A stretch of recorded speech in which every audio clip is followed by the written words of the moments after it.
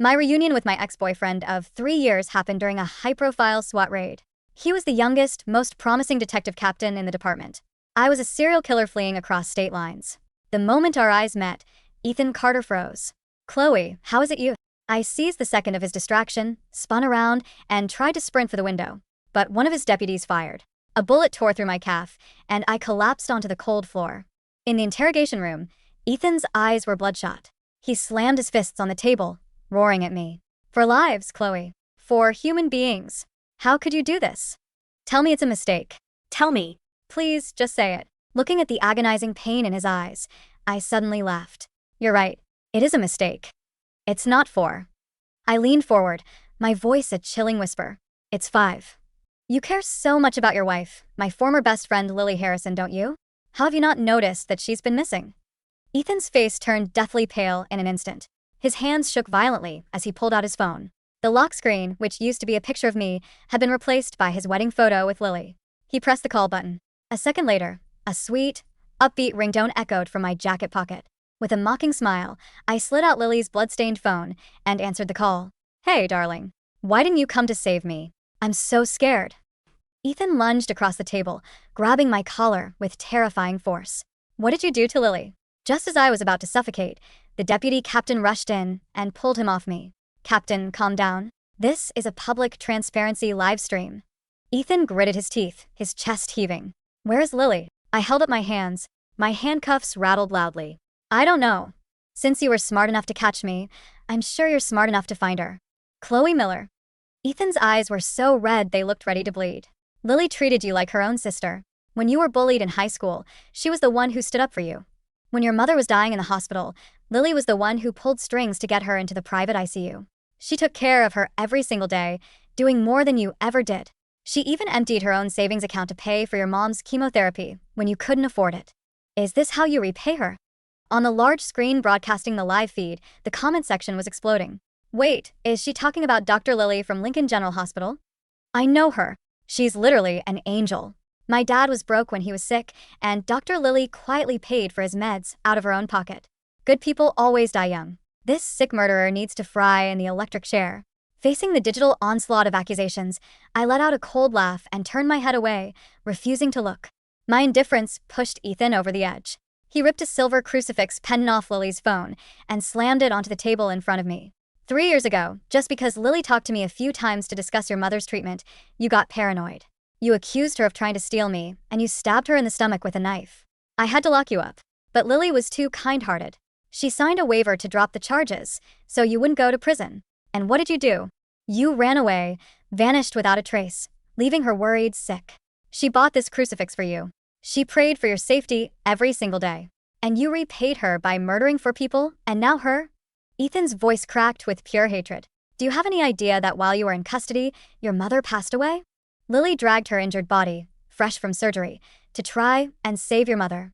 She stood at the operating table for 12 hours straight without a single drop of water. When your mother didn't make it, Lily collapsed crying, and she paid for the entire funeral out of her own pocket. She blamed herself. She took time off work every single year on the anniversary of your mother's death to visit her grave. She did everything for you, Chloe, and you slaughtered her." At the mention of my mother, my eyes finally welled up with uncontrollable tears. Seeing my emotional crack, Ethan relaxed his fists. The hand that had once knelt before me to slip a promise ring onto my finger now gently touched my shoulder. "Chloe, where did you hide Lily? If you show remorse and cooperate, I can talk to the DA. I can get you a plea deal." I looked up at him, my tears turning into a bitter, mocking laugh. "A plea deal? Ethan, you are a cheating piece of trash. Who gave you the right to offer me mercy?" Ethan's face turned bright red with embarrassment and anger. The deputy captain, who had been taking notes, couldn't hold back anymore. He stood up and yelled, "That's complete bullshit. After you stabbed Dr. Lily, Captain Carter felt so guilty that he only took care of her out of obligation. He was terrified she would sue you and ruin your life. After you vanished, Captain Carter used all his vacation days just to look for you across the country. Even when Dr. Lily came to the station, it was only to share leads about where you might be. You were gone for 3 years. Captain Carter's father was on his deathbed, and his last wish was to see his son get married. Dr. Lily felt sorry for the old man, so she suggested a fake wedding just to make a dying man happy." Ethan let out a long sigh and turned his back to me. The deputy captain pointed a shaking finger at my face. Because we couldn't find you, and Dr. Lily was single, we all begged Captain Carter to just legally register the marriage to give her some security. She sacrificed her reputation for him. And now you frame him as a cheater? Chloe, you are utterly delusional. Ethan turned around, his face a portrait of profound grief. Chloe, do you want to know the real reason why Lily and I had that wedding? He walked over and threw a diamond ring onto the table. Lily said you hated her because of a misunderstanding. She wanted to use the wedding to lure you out, so we could explain everything to you. Every single detail of that wedding was designed based on your favorite things. The dress you always wanted, the ring you picked out, they were all waiting in the dressing room for you. As for Lily, she wore a cheap, rented dress and a plastic prop ring just to get through the ceremony. When you didn't show up, she posted the wedding video on TikTok, hoping you'd see it and come home. The live chat flooded the screen again. Oh my god, I remember that TikTok. People were mocking her in the comments because her dress looked so cheap and the ring was way too big. I was one of those trolls. I thought her husband didn't love her. I feel sick. I'm so sorry. This is heartbreaking. Dr. Lily was a saint. Looking at the ring on the table, my mind drifted back to 3 years ago. Ethan had just proposed to me. I had just graduated with my master's degree and accepted a dream job offer. My mom's condition was stabilizing, and she was about to be discharged. I was so happy, so full of hope for the future. I had called Lily immediately. Lily, Ethan proposed. You have to be my maid of honor. I want you to be there to watch me walk down the aisle. Lily had laughed and agreed over the phone. The moment I hung up, the first thing I searched for wasn't my wedding dress, but her maid of honor gown. If only I hadn't seen what I saw. If only I hadn't walked into that room. The ring that was supposed to be on my finger had been replaced by cold, heavy handcuffs. The man who once held me and whispered that I was his entire world was now standing on the opposite side of the glass. He was demanding that I reveal the location of the monster who destroyed everything. Chloe, if you have even a shred of humanity left, tell me where Lily is. I closed my eyes tightly, a single tear slipping down my cheek. The cemetery columbarium. Section A, row 3, niche 2. What you're looking for is right there. The police moved fast, cordoning off the cemetery within minutes. But when they forced the locker open, there were no ashes. Only a thin, lightweight manila envelope. Ethan slammed the envelope in front of me. Chloe, are you playing games with us to buy time? The deputy captain urged him. Captain, let me take over the interrogation. Dr. Lily might still be alive. You and the team need to go search the area. Every second we waste here could cost her her life. As Ethan hesitated, I tilted my chin toward the envelope. Did you actually look at the files inside? Ethan pulled on his gloves and ripped the envelope open. Inside was a signed organ donor consent form. The edges of the paper were stained with dried, dark red blood, but nothing was more painful to look at than my mother's shaky signature at the bottom. Ethan frowned. What is this supposed to mean, Chloe? Do you think your mother was forced to sign this by Lily? I was there. It wasn't like that at all. Lily didn't even bring the paper. A nurse on duty mentioned the organ shortage program, and your mother volunteered to sign it herself. I finally lost my composure. I screamed, my voice cracking. Volunteered? Ethan, did you throw your 5 years of detective training into the trash? For the first time, the live chat started to turn. Wait, is it possible the doctor manipulated the mom into signing the donor card and then let her die on purpose? This is giving me chills. If that's true, I totally understand why Chloe went on a killing spree. Who wouldn't? She killed 4 other people, right? Weren't those victims all connected to the hospital's transplant unit? Oh my god, we are getting close to the truth. I'm crying for Chloe. Her best friend murdered her mother for profit, her detective boyfriend married the killer, and now he's interrogating her. This is sick. Ethan noticed the shift in the comments. His face turned incredibly ugly. Just as he was about to argue, the interrogation room door was kicked open. Captain, we have a major lead. Chloe Miller has been operating in South America for the past 3 years. According to international intelligence, she is a key player in an underground human organ trafficking ring. The announcement hit the room like a bomb. Ethan stared at me, his jaw clenching so hard I thought his teeth would shatter. Chloe, your acting is superb. I almost fell for it. You were the one who brainwashed your mother into signing that form, weren't you? You traffic organs. And to frame Lily, you didn't even spare your own mother. Are you even human? The live chat went wild. What the hell? Chloe is the boss of an organ ring. So she forced her mom to sign, let her die, framed the doctors, and then murdered everyone who knew the truth to silence them? Holy shit. This is the plot twist of the century. She is a literal demon. Looking at the comments, I laughed so hard that tears of blood felt like they were streaming down my face. Ethan could barely stand straight. Chloe, do you have anything to say for yourself? I wiped my eyes with my sleeve. What's left to explain? You've already written my sentence. The deputy captain stood up. Take her back to the holding cell. All units mobilize. Find Dr. Lily. Ethan didn't move. As the guards dragged me past him, he reached out his hand, hesitating. But in the end, he said nothing. After 48 hours of intense search, the police found what was left of Lily Harrison. She was buried in the plot right next to my mother's grave. Her body was twisted and broken, all her limbs and her spine snapped and shattered. When the forensics team laid her out, they realized she had been buried alive, forced into a desperate kneeling posture of penance and begging. The deputy captain's eyes turned red. Chloe is a monster. Ethan fainted on the spot. The medical examiner's report concluded every single one of the victim's viable organs had been surgically harvested.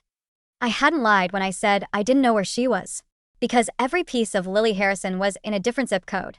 When the trial began, Ethan sat in the gallery dressed in black. He sat among the weeping families of the other victims. I kept my eyes down as the prosecutor read the charges. The defendant, Chloe Miller, did willfully and with premeditation commit 5 counts of first-degree murder, resulting in immediate death.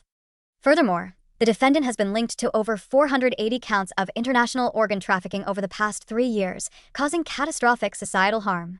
Defendant, you may now present your defense. I remained silent. The gallery erupted into furious screams. What defense? She's a parasite. My son studied for 12 years to become a surgeon. She slaughtered him and tried to ruin his reputation by calling him a smuggler. She killed 5 doctors. Hang her. Give her the chair. They held up framed photos of the deceased, their faces twisted in grief. Dozens of camera flashes blinded me.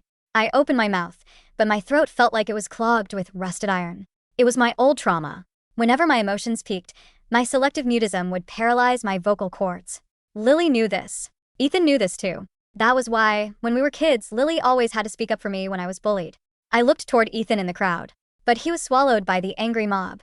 Suddenly, raw eggs and small rocks flew over the security barrier, pelted against my forehead. Blood trickled down into my eyes, turning my vision a blurry scarlet. I could only look at the judge and shake my head. When the judge handed down the verdict, death by lethal injection, the courtroom erupted into cheers. The families sobbed and hugged one another. The judge asked one last time, "Defendant, do you understand your right to appeal?" I still couldn't speak. I nodded, then shook my head. The gavel slammed down. It was over. I closed my eyes. Lily, you won. As the guards led Chloe away, Ethan instinctively took a step forward. But he was instantly swamped by the cheering families dragging him out of the courtroom. Reporters shoved microphones into his face the second he stepped outside. Captain Carter, you caught the monster who killed your wife. How do you feel about the death penalty verdict? We heard the killer was your college sweetheart. How do you process such a betrayal? Ethan felt a suffocating pressure in his chest. He couldn't squeeze out a single word. Suddenly, a memory flashed in his mind. 3 years ago, when Chloe supposedly stabbed Lily, she hadn't said a single word in her defense then, either. The more desperate Chloe was to explain, the more silent she became. Ethan's face went pale. Back to the precinct, he yelled, turning to the deputy. Pull the evidence from 3 years ago, the knife Chloe used to stab Lily, and Lily's original medical report. Now. The deputy was confused, but seeing the sheer panic in Ethan's eyes, he didn't dare hesitate. When the medical files were delivered, Ethan read every single syllable. When he finished, his eyes were bloodshot. He screamed, "File an emergency stay of execution. Chloe's case is a setup." The echo of his voice didn't reach me in the dark of the transport van. To me, the world had already gone quiet. The heavy steel doors slammed shut, locking out the screams of the victims' families, the blinding camera flashes, and the furious demands for my death. The engine rumbled beneath my feet, a low, mechanical hum that vibrated through the metal bench and deep into the bone of my shattered calf. The pain was dull now, a throbbing ache that felt distant, as if my body were already preparing to detach from itself. I leaned my head against the cold steel wall of the van. The selective mutism that had paralyzed my throat during the trial was still there, a heavy, suffocating weight. But inside my head, the silence was absolute. "It's over, Mom," I thought, closing my eyes. "They're all gone. Every single one of them." But the van didn't make it to the state penitentiary. Halfway down the highway, the vehicle lurched to a sudden, violent halt. Sirens cut through the quiet, their blue and red lights sweeping across the grated windows of the back door. I heard the frantic exchange of voices outside, the heavy stomp of boots, and then the latch clicked. The door swung open. It wasn't the guards from death row. It was Ethan. He looked like a man who had been dragged through a meat grinder. His tie was torn open, his collar damp with sweat, and his eyes, normally so sharp, so steady, were wild and bloodshot. In his hands, he clutched a thick, yellowing folder, the edges dog-eared and stained with what looked like old coffee and fresh sweat. "Get her out," Ethan rasped, his voice cracking. "Now." The guards hesitated, looking at each other. "Captain Carter, the transfer order is signed by the state judge. We can't just—" "I said get her out," Ethan roared, slamming his fist against the side of the van. The raw fury in his voice was terrifying, but beneath it lay a desperate, trembling panic. "The stay of execution has been signed. The DA is reviewing the files. Get her out of those chains and bring her to the briefing room." They didn't argue further. The heavy steel cuffs around my ankles were unlocked, but my hands remained bound. As they helped me out of the van, my injured leg gave out. I expected to hit the asphalt, but Ethan's arms caught me. He held me tight, his chest heaving against mine.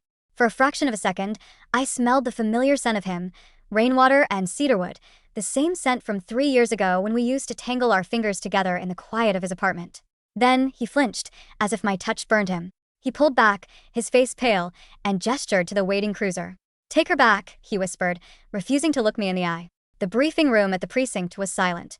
The large screens that had previously broadcasted the public live stream of my interrogation were now dark, replaced by scanned medical documents, old bank statements, and a single, high-resolution photo of a surgical scalpel.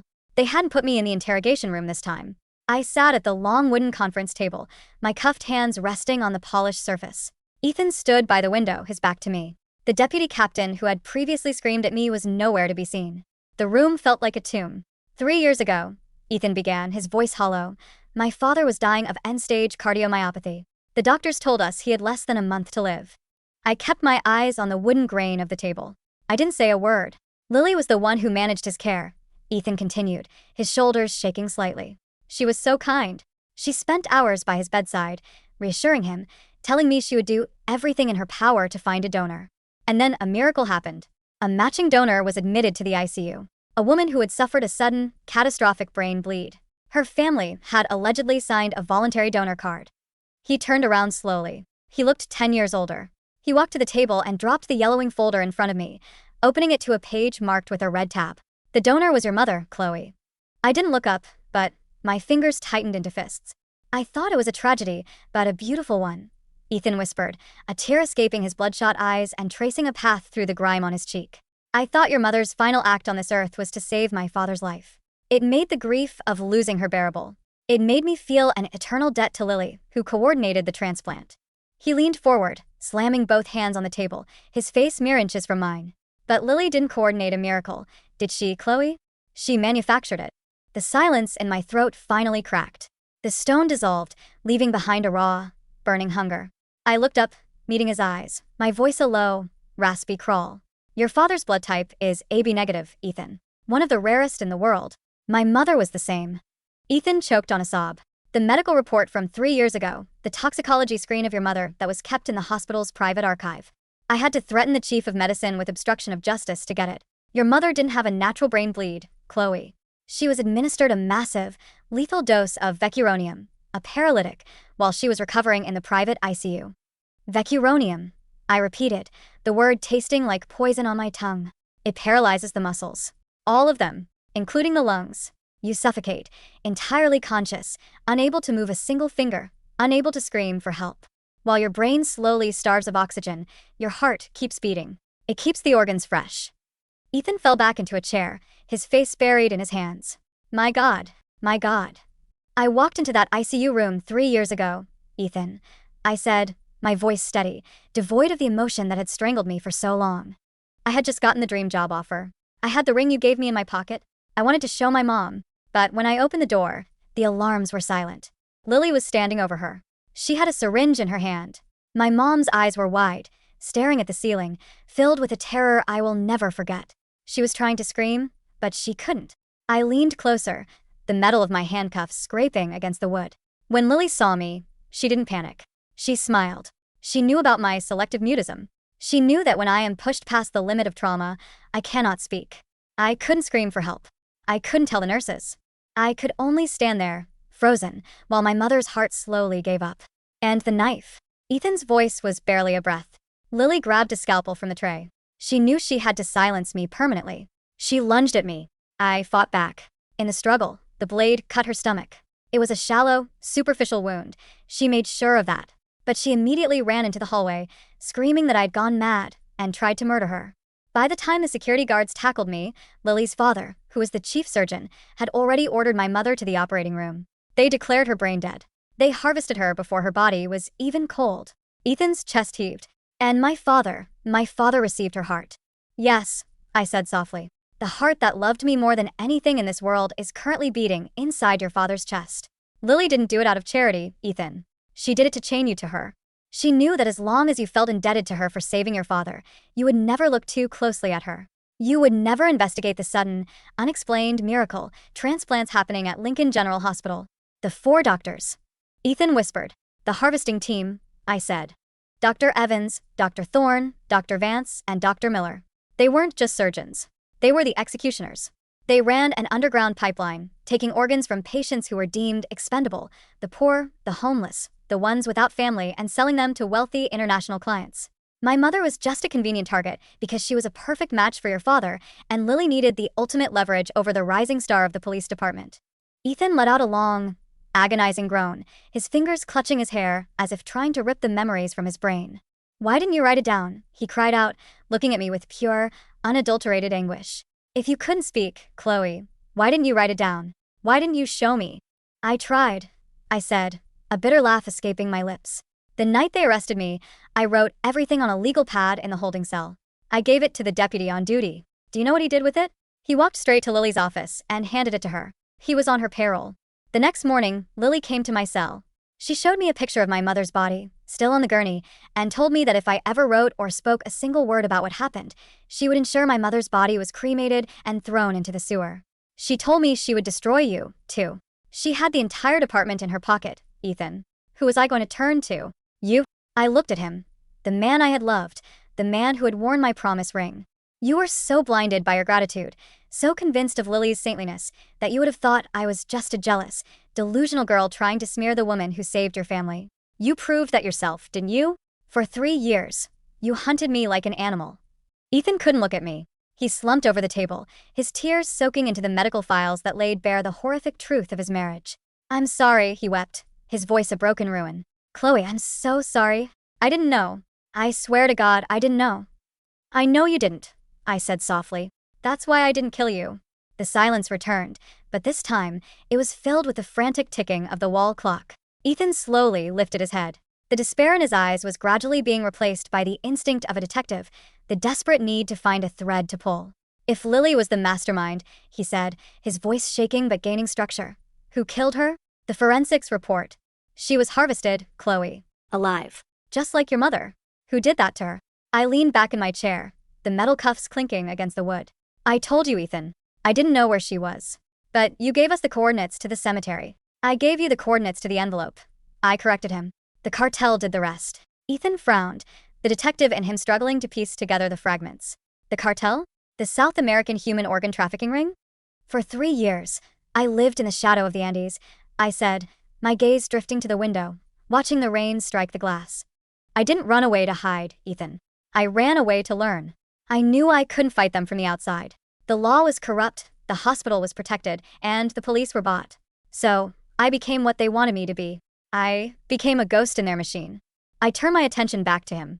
I infiltrated the syndicate that Lily was using to broker her international sales. They knew me as the alchemist. I didn't harvest anyone, Ethan. I managed their logistics. I learned their names, their accounts, their shipping routes. And most importantly, I learned how they dealt with liabilities. Lily was a liability, Ethan muttered, realization dawning on him. She was greedy, I said, a cold smile touching my lips. She thought she was untouchable because she had a detective captain as a husband. She started skimming from the cartel's shipments, selling high-value organs on the domestic black market and pocketing the difference. I didn't have to touch her. I simply leaked her private transaction ledgers to the cartel bosses. I leaned forward, my voice dropping to a chilling whisper. I told them she was planning to use her high-profile wedding to you as a cover to exit the business and disappear with their money. When the cartel realized their domestic broker was playing them, they did what they always do. They liquidated the asset. They harvested her, Ethan whispered, his face turning pale. Every viable organ, I said. And, because they knew I was the one who had exposed her, they left her where they knew I would find her. Next to my mother's grave. A final, poetic tribute to the woman who started it all. Ethan stared at me, a profound horror in his eyes. He was looking at me, but he wasn't seeing the college sweetheart he had proposed to. He was seeing the architect of a slow, meticulous, and devastating vengeance. "You planned this," he said, his voice trembling. "All of it. You let yourself get caught. You let us arrest you during the SWAT raid. You wanted the live stream. You wanted the trial." "Of course," I said. "If I had just killed the doctors and Lily in the dark, the public would have never known the truth. The hospital would have covered it up, replaced them with new surgeons, and the pipeline would have kept running. I needed a stage, Ethan. I needed the entire country to look at me, to call me a monster, to scream for my head." I gestured to the dark screens around us. Because only when the spotlight is blindingly bright do people notice the shadows. I knew that once I was condemned to death, you would finally look at the evidence. You would finally open that 3-year-old file. Your guilt would force you to dig, and once you start digging, the entire foundation of Lincoln General Hospital falls apart. "And the other victims?" Ethan asked, his voice cracking. "The 4 doctors? You killed them." "I did," I said, without a shred of regret. "I sat them down in their own operating rooms, under the same cold lights they used on my mother, and I cut them. I wanted them to feel the paralysis. I wanted them to feel the slow, suffocating terror of their own bodies turning into a cage." "Chloe," Ethan wept, his head dropping onto the table. "You're going to get the needle anyway. Even if the stay of execution is granted, even if we expose the hospital, you confess to 4 counts of premeditated murder. The law can't let you walk." "I know," I said. I looked down at my hands, the heavy iron of the handcuffs reflecting the dim fluorescent light. "My mother is dead, Ethan. My soul died in that ICU room 3 years ago. I didn't design this plan to survive it. I designed it to finish it." The next 48 hours were a blur of chaos. With the medical files and my confession laid bare, the state attorney general launched a massive federal raid on Lincoln General Hospital. Over 30 administrators, surgeons, and nurses were arrested. The domestic organ registry was frozen, and the corrupt deputies within Ethan's own department were stripped of their badges and led away in cuffs. The media, which had once painted me as a bloodthirsty demon, underwent a frantic, whiplash-inducing shift. The headlines changed overnight. From serial killer to vigilante, the horrifying truth behind the Harvest Clinic. Dr. Lily, the saint who was a monster. The public live stream comments that had once demanded my execution were now filled with a different kind of frenzy. "Oh my God, she was telling the truth the whole time. They murdered her mother and fed her heart to the detective's father. This is the sickest thing I've ever heard. Chloe Miller isn't a monster. She's the only one who did anything about it. Justice for Chloe. Pardon her." But there would be no pardon. The law is a rigid, unyielding thing, and my hands were stained with the blood of 4 men. On the 3rd night, the door to my holding cell opened. It was late, long past visiting hours. The hallway was empty, the usual guards replaced by 2 state troopers who stood at the end of the corridor, their eyes averted. Ethan walked in. He wasn't wearing his badge. His coat was gone, his shirt wrinkled, and his hands were empty. He sat down on a low concrete bench opposite me. "My father passed away this afternoon," he said quietly. I looked at him. I felt no joy in the news, only a dull, heavy sadness. "I'm sorry, Ethan." "Don't be," he said, a faint, tragic smile touching his lips. When I told him the truth, when he realized whose heart was beating inside his chest, he refused the transplant rejection medication. He said he couldn't live another day knowing his life was bought with the blood of a good woman. He died peacefully, Chloe. He told me to tell you, he was sorry. I closed my eyes, a single tear escaping and sliding down my cheek. He was a good man, Ethan. He didn't deserve any of this. "Neither did you," Ethan said. He reached into his pocket and pulled out a small, velvet box. He opened it, revealing the diamond ring. The one I had picked out 3 years ago, the one Lily had thrown onto the interrogation table. "I kept it," he whispered. "Every day you were gone. I kept it in my desk drawer. I hated you because I thought you had destroyed our life. But the truth is, I was the one who let them destroy it." He placed the box on the concrete between us. "The governor denied the pardon, Chloe. The 4 murders, they're too high profile. But they've commuted the sentence to life without parole. You won't face the needle." I looked at the ring, the tiny diamond catching the dim, yellow light of the cell. "Life in a cage, Ethan," I said softly. "Is that mercy?" "It's the best I could do," he wept, his shoulders dropping. "I want you to live, Chloe, even if it's behind glass, even if you never speak to me again." I reached out, my fingers brushing against the cold velvet of the box. "Do you remember what you told me the night you proposed?" I asked, my voice a quiet whisper. Ethan nodded, his throat tight. "I said I would follow you into the dark." "You did," I said, looking up to meet his eyes. "But the dark is no place for a good detective, Ethan." I pushed the box back toward him. "Take your badge back. Clean up your department. Make sure no other mother is ever turned into a profit margin. That's the only way we ever get out of this. Ethan looked at the ring, then at me. Slowly, he closed the box and put it back in his pocket. He stood up, his posture straight, the weight of a heavy, lifelong penance settling onto his shoulders. I will, he promised, his voice steadying. For the rest of my life. He turned and walked down the corridor, his footsteps echoing against the concrete walls until they were swallowed by the quiet of the night. I leaned my head back against the cold wall of my cell. The silence was still there, but it no longer felt like a cage. It felt like peace.